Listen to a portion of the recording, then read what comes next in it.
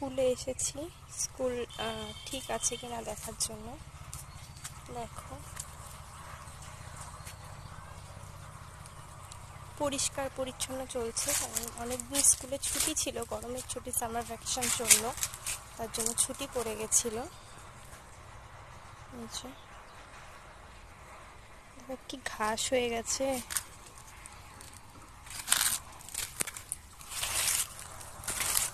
ভিতরটা দেখি, এসে জায়গাগুলো ভেঙে গেছে,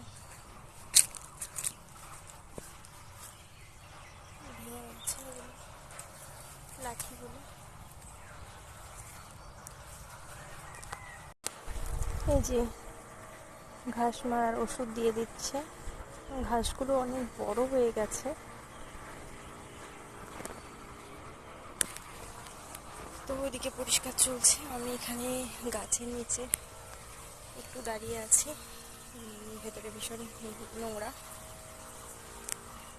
একটু পরেই আবার বাড়ি চলে যাবো।